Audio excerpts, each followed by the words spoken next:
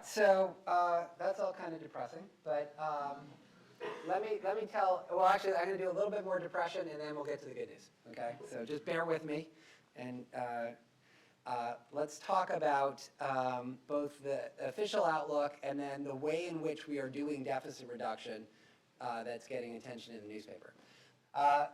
First thing to note is that the official outlook for the federal budget is not good. I could put up scary charts about debt to GDP, which explode. If you ask the question, where is that coming from, this chart might be informative. It's not primarily coming from Social Security, which goes from about 5% of the economy today to about 6% of the economy by 2050. It's not other spending, you know, the FBI, et cetera, which actually declines as a share of GDP. It is primarily from healthcare expenditures, Medicare, Medicaid, other health expenditures, which go from about 5.5% of GDP today to about 12.5% of GDP by 2050. So that is where our long-term fiscal problem is unduly concentrated. It's not to say, by the way, that Social Security reform is not warranted also. So let me actually just pause on that for a second, because here I think my friends on the left are making both a policy and political mistake by not embracing doing Social Security reform now in a progressive way. The policy mistake is the sooner you do it, the more gradual you can make the adjustments. And if we push it off, unless you think there's no probability you ever have to make an adjustment, then you're going to wind up having to make adjustments anyway, and it will be unfortunate the longer we wait because the harsher the adjustments have to be. But the second thing is, if you think legislatively, I think by not doing things like Social Security reform, where you can do that delayed fiscal austerity in a credible way, you're putting more political and legislative pressure on immediate fiscal austerity, i.e. the 2013 reductions, because there's an itch that needs to be scratched, and people will scratch it somehow, and they're going to scratch it by doing silly things like discretionary spending reductions in 2013 if you're not doing other things like Social Security reform.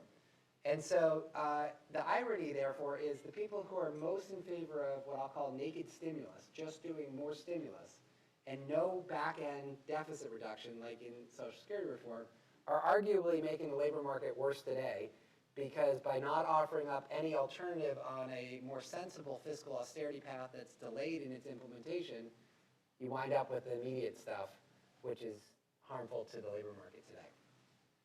Key takeaway here is basically it's all healthcare, even though there's also a Social Security issue that would be nice to deal with if we could.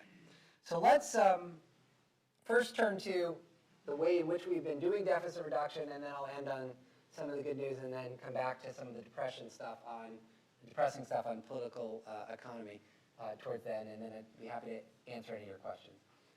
So how have we been doing deficit reduction? You might have heard that we've actually enacted basically the $4 trillion figure that the Bowles-Simpson Commission had put out as the goal over 10 years. If you actually look at what's been done, this is without the sequester in place, but this bottom line there is basically pretty close to the sequester amount. The vast majority of what we've done, something between 2/3 and 3/4 of that deficit reduction, is in the form of discretionary spending reductions. So it's not Medicare, it's not Medicaid, it's not Social Security, it's everything else the government does, defense and non-defense. So the FBI, NIH, R&D, all that stuff, that's in that part of the budget. Let's look at whether the path that we are ostensibly on for this deficit reduction is credible or not. This chart shows you non-defense discretionary spending. So that is things like the FDA or the Department of Education or most research and development, so on and so forth. Historical average is that dotted green line. The lowest level since 1970 as a share of GDP is the red line. And the blue line, bottom blue line, is the path that we are currently on that is behind the $4 trillion numbers that you might read about in the newspaper. I don't personally find that figure for 2021, for example, to be credible. It is a quarter or so below the lowest level that we've had since over the past 4 decades. And by the way, the other thing I'd say is, even if it were credible, it would be highly undesirable. You would not want to actually cut R&D and other types of discretionary spending that much So it's either lacking in credibility or it's undesirable. But in any case, it should not be the way that we're doing delayed deficit reduction. And I'll make one further comment on that, which is my friend, Mr. Ryan, decides that even that is not sufficient gumption, and takes the line that I had shown you before for the sequester, down to 2.5% of GDP by 2023, and sort of doubles down on it. So a big what's interesting about Paul Ryan's budget at this point is it's not hard to write down numbers on a piece of paper with no detail behind them. And the vast bulk of the deficit reduction in the Ryan budget, even though I really like Paul Ryan personally, the vast bulk of the deficit reduction is literally just, I've decided that I'm going to just make up these numbers that are declining with no detail behind them whatsoever, like no information whatsoever about how you're going to get there. Same thing is done even more egregiously on Medicaid, by the way. Medicaid is a state-federal joint program. Under the Ryan budget, it would become a state program with the federal government providing a block grant, a fixed amount per year to the states to run. That sounds fine. But how do you save money just by doing that? It's not very complicated. What you do is you say that the federal government is going to give you $100 this year, and then the key thing is how are you increasing that over time? And if you increase it at a rate slower than the rate of projected healthcare inflation, not surprisingly, it shows up as big savings to the federal government. So just imagine just flatlining. We'll give you $100 for forever, and as an extreme.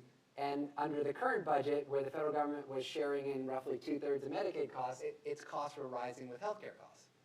Okay, so that works great on paper. But then you have to ask the question, over time, something like the assumption is total federal and state costs have been reduced by 2/3 as a result of just turning the responsibility over to the states. Now, how's that going to happen? The answer is it's not. So you're either going to be burdening states with more financial burden themselves, or you're going to be cutting off beneficiaries, but you're not going to get 2/3 of the program costs wringed out in efficiencies just by turning the program over to the states. So it sure looks good on paper, but it's not actually a detailed policy that can work in practice.